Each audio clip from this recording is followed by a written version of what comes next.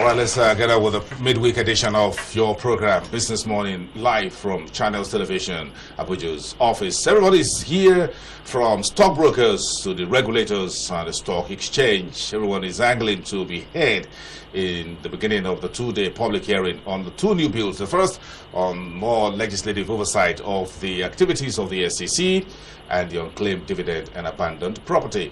The questions been raised by various stockholders who expect this two-day public hearings to be very, very hotly debated, especially the bill on unclaimed dividend and abandoned property. Femi Awoyemi, the head of dealing and the chief executive officer at ProShare Nigeria, our guest here on the show. Femi, thank you very much for sticking by. Let's get back to the abandoned property. Very long list of what constitutes abandoned property, and one of the arguments is that in a country where data it's not of data preservation and whatever, data integrity, quality is not our second name, as it were.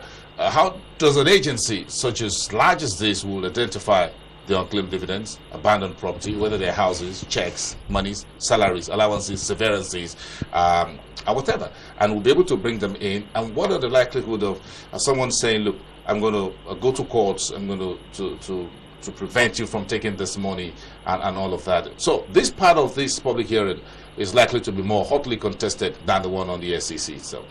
I think it's just giving people a chance to engage themselves in either their intellectual prowess or justify the time they're spending here. There's really nothing to discuss in this bill. It's just a bunch of arrangements of things put together. Look, we have a problem in the capital market with unclaimed dividend. Let's deal with that. This whole long list of apron strings that you tie onto it, what is it all about? You can't talk about the money market without talking about the banking committee. You can't take most of all this, or removal of a member or creation of a membership.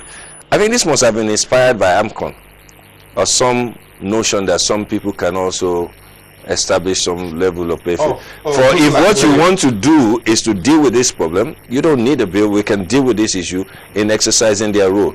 Personally, Bill 319 does not make it for me. There's a fundamental problem with unclaimed dividends.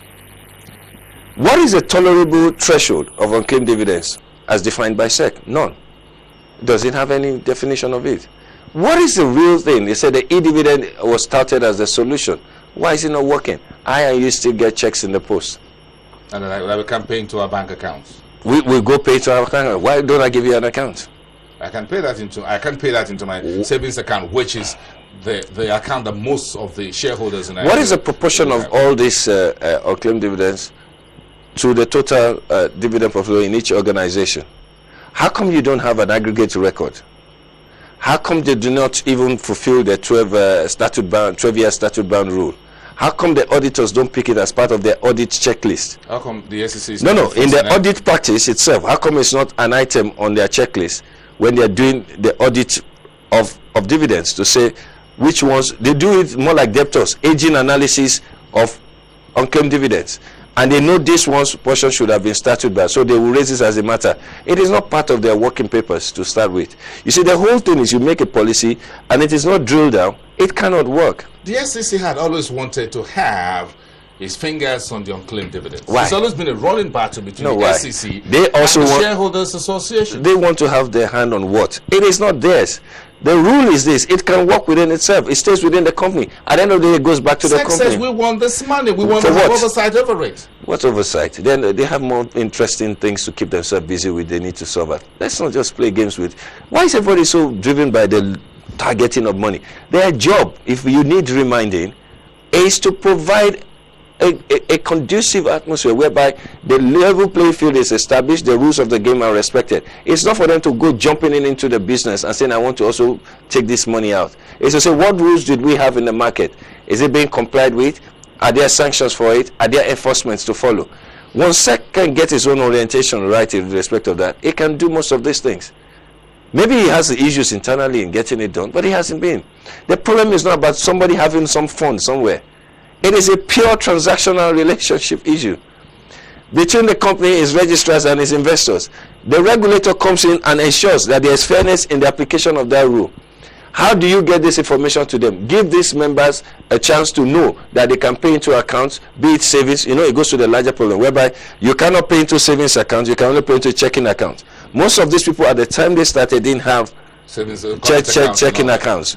They had savings accounts. Those are the issues which SEC should use this position to go sort out with CBN and work out ways to make this okay. That's the role of a SEC, not to take over the fund.